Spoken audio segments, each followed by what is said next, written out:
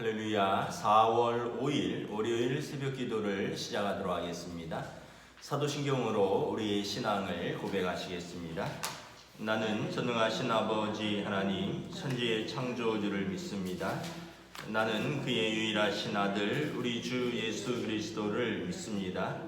그는 성령으로 잉태되어 동정녀 마리아에게서 나시고 본디오 빌라도에게 고난을 받아 십자가에 못 박혀 죽으시고 장사된 지 사흘 만에 죽은 자 가운데서 다시 살아나셨으며 하늘에 오르시어 전능하신 아버지 하나님 우편에 앉아 계시다가 거기로부터 살아있는 자와 죽은 자를 심판하러 오십니다.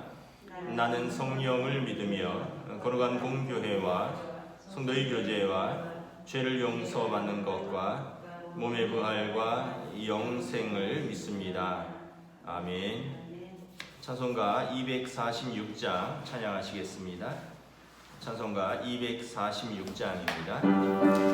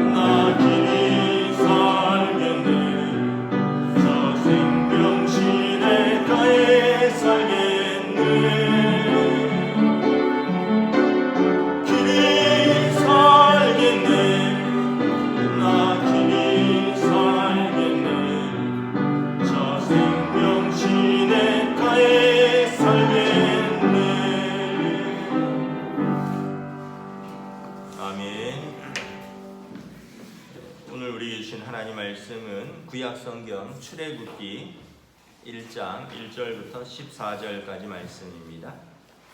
구약성경 출애굽기 1장 1절부터 14절까지 말씀입니다.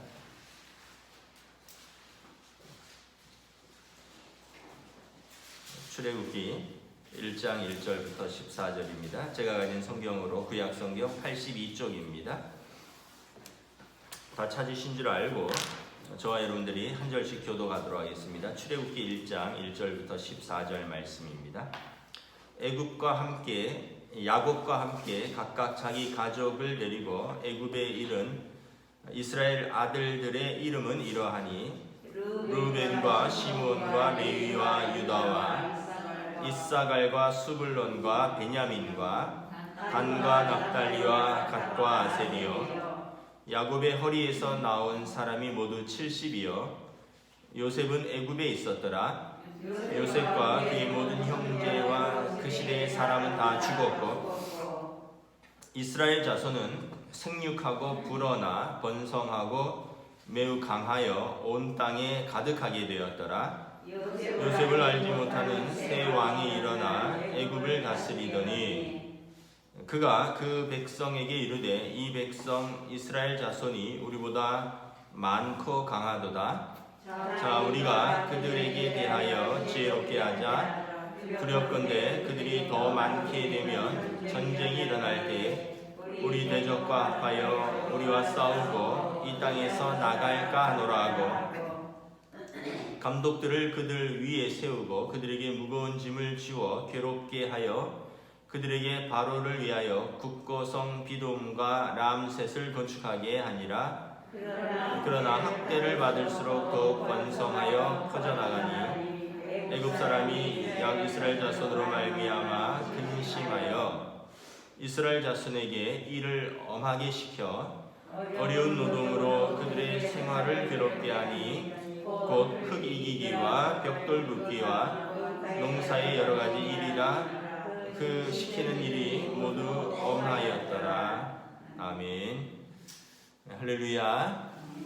이제 월요일입니다. 또 새로운 하루가 시작되고 새로운 한 주가 시작됩니다. 하나님께서 또 은혜 주시고 평강으로 함께하여 주시기를 축복합니다. 두 가지 광고가 있습니다. 오늘부터 교회 수도공사 또 이런 공사들이 시작되는데 일주일 동안 또 안전하게 잘 마칠 수 있도록 기도를 부탁드립니다. 아마 매일 아침 8시부터 공사를 한다고 합니다. 또 하나는 내일 새벽 기도는 제가 노예일로 지방에 좀 다녀온 관계로 민경찬 목사님께서 해주시고 영상은 제공되지 않겠습니다. 우리 영상으로 새벽 기도하시는 분들은 참고하시기 바랍니다. 우리가 마태복음을 마치고 이제 출애굽기로 넘어갑니다. 출애굽기는 말 그대로 출애굽한 것을 기록한 책이다 이런 뜻이죠. 출애굽. 그래서 애굽을 나왔다, 애굽을 탈출했다라는 것이죠.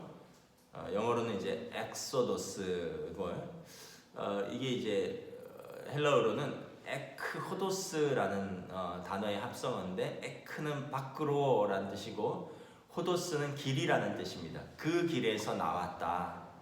그러니까 단순히 애굽을 나온 것이 아니라 그 길, 그러니까 하나님을 섬겨야 되는 백성이 하나님을 섬기지 못하는 그 길에서 나와서 하나님을 섬기는 길로 들어섰다는 것입니다. 그래서 오늘 우리로 말하면 우리의 출애굽은 우리의 예수 믿지 못하던 우리가 예수님을 영접하고 예수 믿는 세계로 들어가는 것이 이제 출애굽입니다. 그래서 우리가 영적으로 홍해를 건너는 것은 물을 통과하는 것이죠. 세례 거듭남을 말하는 것입니다. 광야의 생활은 어떻게 보면 고난의 세월 같지만 하나님의 백성으로 빚어지는 시간들이죠. 성화의 시기입니다. 그리고 가나안 땅을 요단강을 건너서 가나안 땅에 들어가는 것은 약속의 땅에 들어가는 것은 이제 영화라는 뜻이죠. 그래서 이 출애굽은 성도의 삶의 시작입니다. 그 길에서 벗어나서 하나님의 백성의 길로 들어서는 것이 출애굽입니다. 그리고 광야의 생활, 성화를 거쳐서 요단을 건너서 약속의 땅으로 영화로운 그 길로 들어가는 것이죠. 이 영적인 여정의 시작인 것입니다.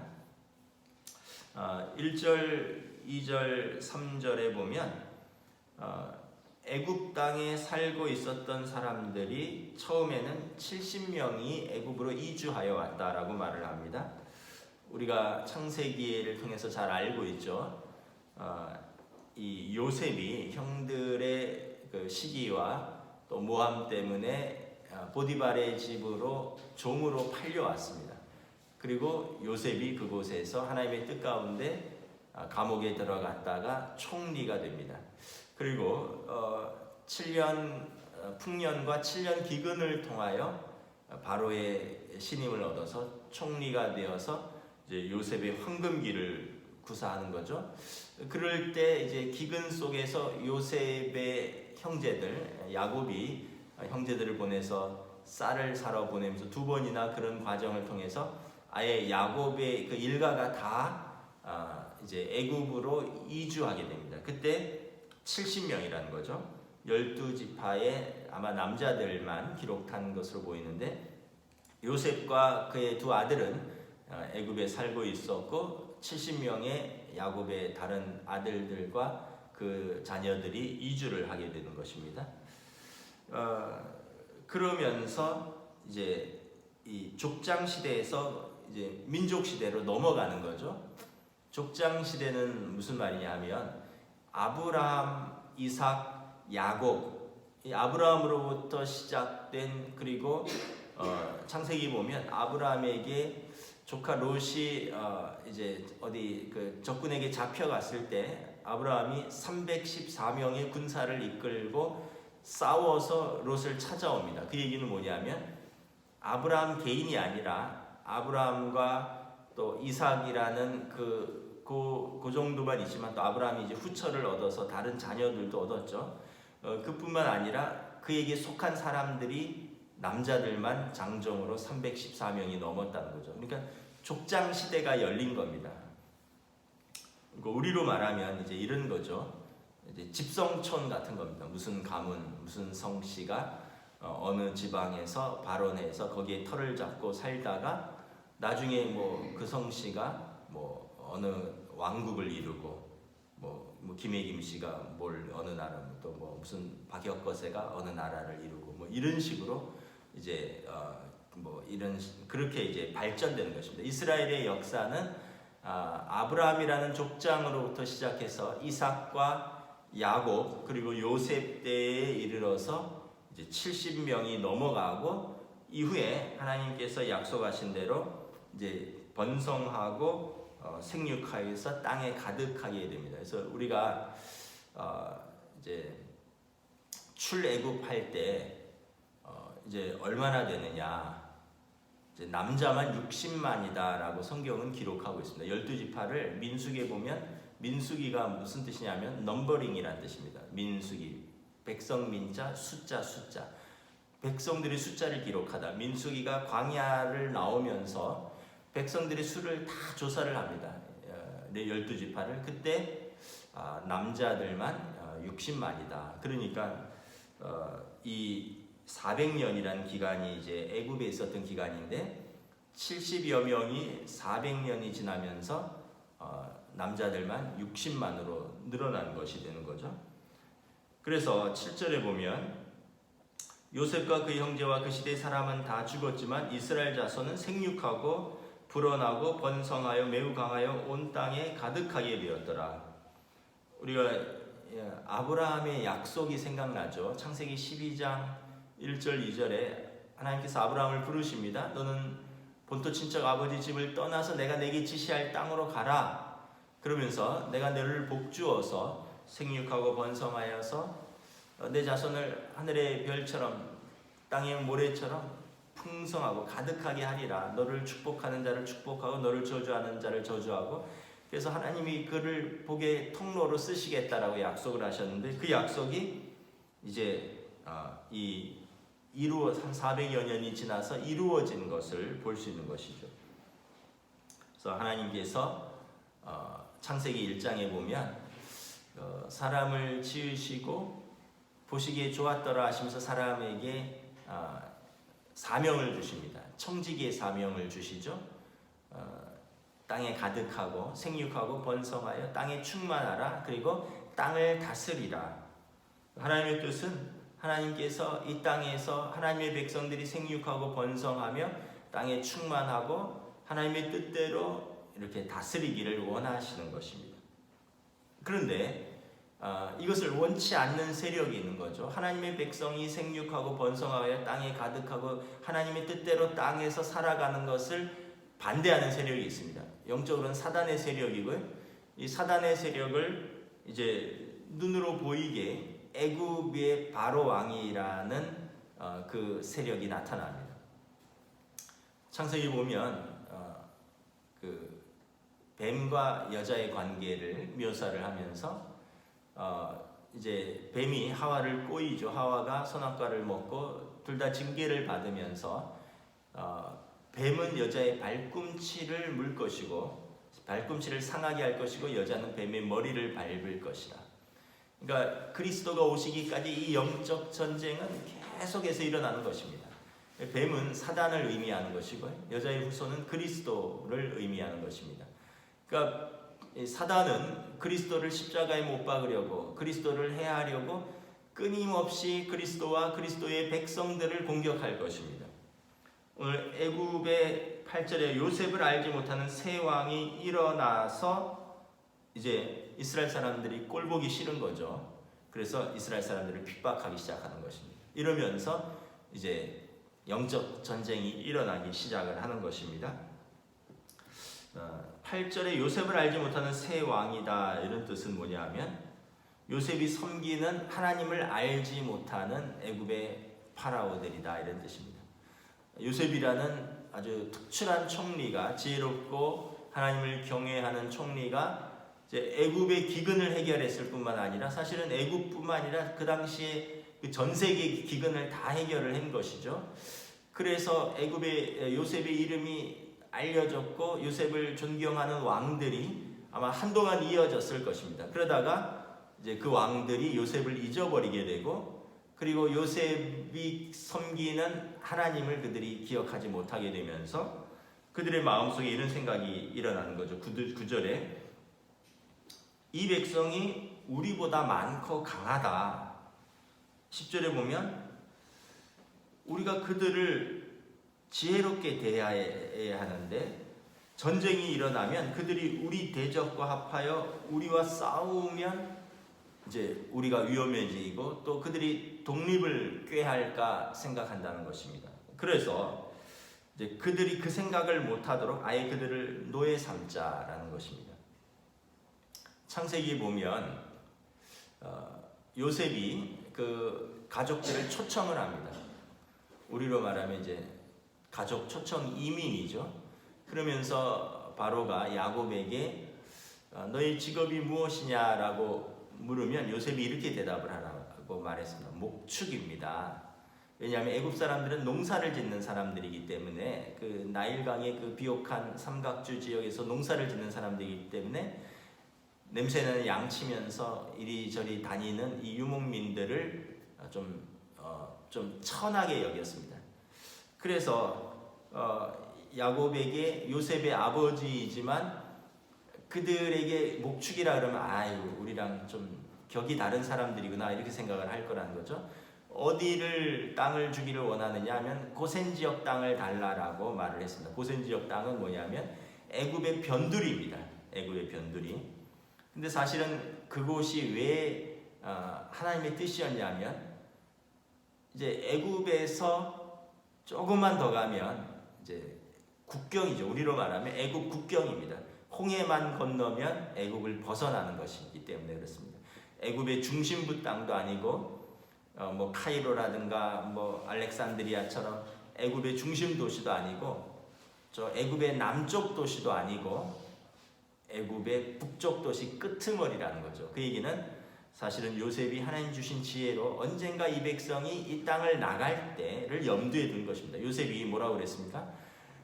이 백성이 나갈 때 내 유고를 가지고 가라 이렇게 유언을 부탁을 합니다. 그 얘기는 요셉은 지금은 기근 때문에 하나님께서 자기 백성을 보존하려고 애굽 땅에 두셨지만 때가 되면 하나님이 자기 백성을 약속의 땅으로 다시 그 땅으로 돌려보낼 것이다 라는 믿음이 있었던 거죠. 그래서 그걸 준비하는 거죠.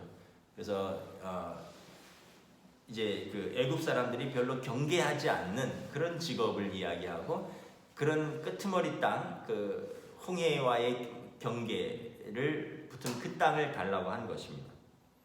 그러니까 이제 요셉은 다 예측을 하고 있었던 것입니다. 하나님의 계획과 하나님의 뜻에 대해서. 그리고 나서 이제 애굽 사람들이 어떻게 합니까? 이제 본격적으로 이스라엘 사람들을 노예로 삼기를 시작합니다. 11절에 보면 감독들을 세우고 그들에게 무거운 짐을 지워 괴롭게 하여 그들에게 바로를 위하여 국고성 비돔과 람셋을 건축하게 하니라.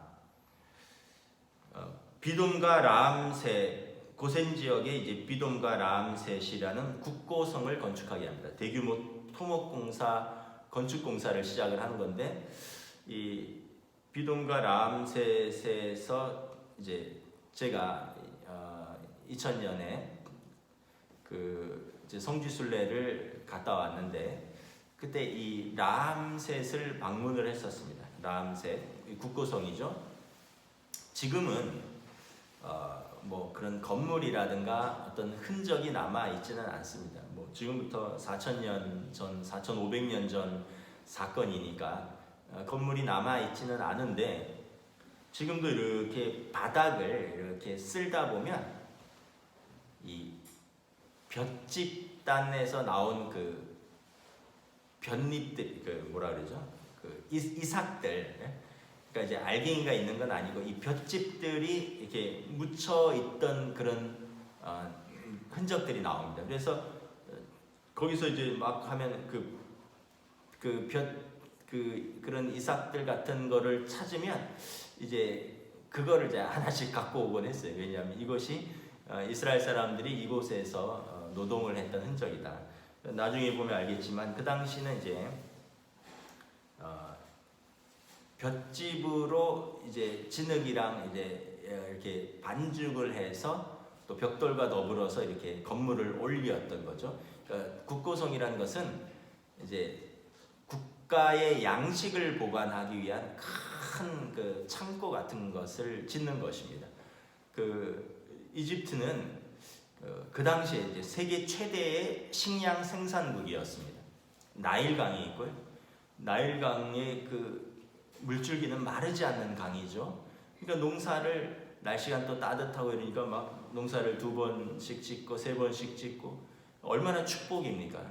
가나안 땅은 척박한 땅인데, 근데 이 팔레스틴은 그 척박한 땅에서 물도 없는 땅이지만 이 나일강 유역은 얼마나 부유한 땅인지 모르는 거죠. 그래서 그 곡식들을 보관할 성을 짓는데 이거를 이제 이스라엘 사람들을 세워서 이제 노동을 시키는 겁니다. 그런데 그냥 노동을 시키는 게 아니라 14절에 보면 어려운 노동으로 그들을 괴롭게 합니다. 13절에 보면 일을 아주 엄하게 시킵니다. 그래서 막 영화에 보면 그 채찍질도 하고 무거운 돌도 나르고 뭐 하루 종일 벽돌 그 땡볕에, 근데 거기가 얼마나 더운 나라인지 모르는 거죠.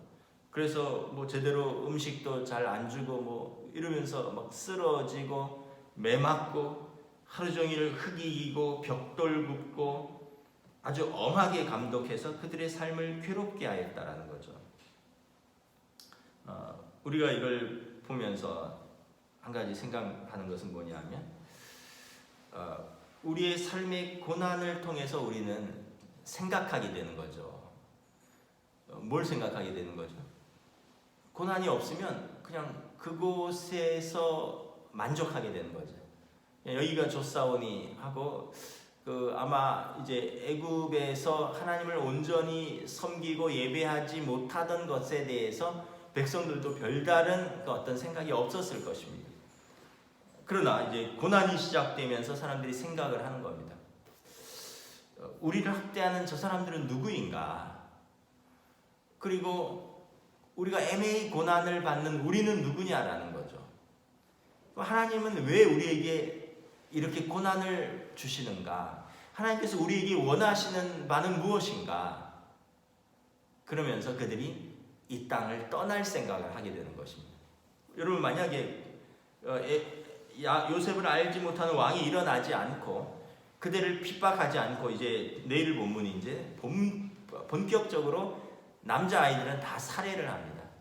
이제 남자아이들은 이제 강성해서 자기들의 대적으로 자랄까봐 남자아이들은 다 태어나면 죽여버리고 산파들을 통해서 여자아이들만, 그러니까 여자들은 뭐 노예라든가 첩으로라든가 그냥 그렇게 해서 이스라엘 민족을 점점 약하게 만들려고 하는 계략인 거죠. 그런 과정들을 통해서 이제 생각하게 되는 거죠. 여러분, 고난이 참 고통스럽죠. 고난이 없으면 좋죠.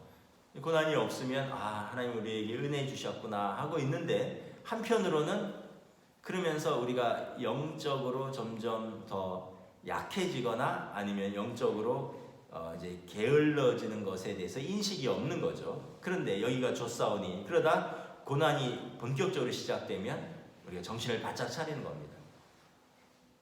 우리를 괴롭게 하는 저들은 누구인가? 왜 하나님의 백성인 우리가 이렇게 고난을 당하는가? 그렇다면 이 고난을 통해서 우리에게 원하시는 하나님의 뜻은 무엇인가? 사람이 생각하게 되고, 그러면 어떻게 될까요? 하나님의 뜻을 구하게 되는 거죠. 기도하게 되고 하나님의 말씀을 찾게 되는 것입니다. 그래서 아마 이스라엘 백성들이 조상에게 주신 언약을 기억하게 되겠죠. 하나님께서 아브라함에게 무엇을 주셨습니까? 가나안 땅을 주셨습니다. 이 땅에서 너희가 살 것이다. 이 땅을 내가 너희와 너희 백성들에게 주리라. 가나안 땅으로 돌아가는 꿈을 갖게 하는 것입니다. 한편 12절에 보면, 그러나 학대를 받을수록 더욱 번성하여 퍼져나가니 애굽 사람이 이스라엘 자손으로 말미암아 근심하니라.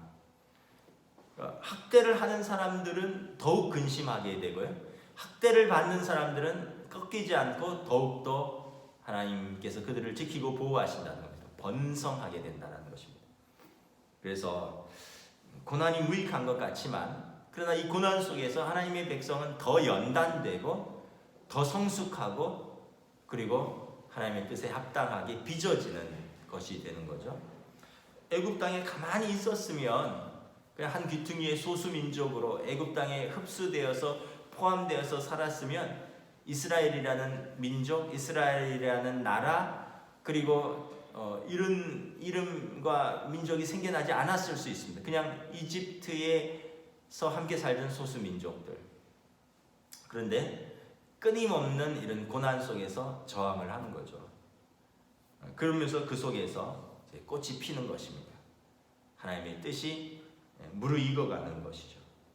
그리고 이제 내일하고 모레 본문에서 그 유명한 모세라는 이스라엘의 지도자가 고난 속에서 태어나는 것입니다. 하나님이 그를 고난 속에서 준비시키는 것입니다.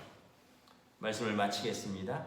그 출애굽기는 말씀드렸습니다. 에코도스, 그 길에서 벗어나다. 하나님께서 자기 백성을 더 좋은 땅으로, 하나님의 더 원하시는 삶으로 이끄시기 위해서 사람들이 볼 때는 애굽이 더 좋아 보이지만 그 길에서 벗어나게 하시는 하나님의 뜻과 그 백성들의 순례의 여정이 출애굽기인 것입니다. 저와 여러분들의 삶이 출애굽기입니다. 우리들의 삶이 그 길에서 벗어나서 예수 믿고 광야 길을 가는 순례자의 삶인 것이죠.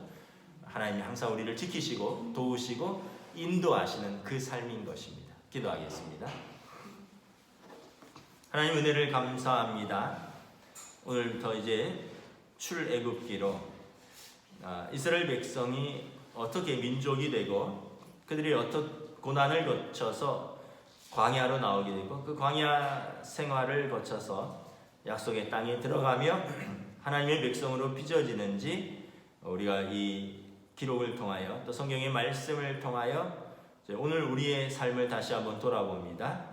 우리의 삶에서 우리는 어떤 것을 벗어나서 하나님의 뜻 가운데 걸어가야 하는지, 이루기 위해서 우리에게 주어지는 고난은 무엇이며 이 고난을 이길 힘을 주시는 또 하나님을 신뢰하며, 그러나 이 길을 통해서 우리는 영화로운 하나님 나라로 들어가는 천국 백성의 삶이 시작된다는 것을 믿고, 오늘도 우리 삶의 자리에서 하나님을 신뢰하고 하나님을 사랑하고 하나님을 경외하며 하나님의 백성으로서 그 길을 믿음으로 걸어갈 수 있도록 주여 인도하여 주시옵소서. 감사를 드리오며 우리 주 예수 그리스도 이름으로 기도드리옵나이다. 아멘. 하늘에 계신 우리 아버지의 이름을 거룩하게 하시며 아버지의 나라가 오게 하시며 아버지의 뜻이 하늘에서와 같이 땅에서도 이루어지게 하소서. 오늘 우리에게 일용할 양식을 주시고 우리가 우리에게 잘못한 사람을 용서하여 준 것 같이 우리 죄를 용서하여 주시고 우리를 시험에 빠지지 않게 하시고 악에서 구하소서. 나라와 권능과 영광이 영원히 아버지의 것입니다. 아멘.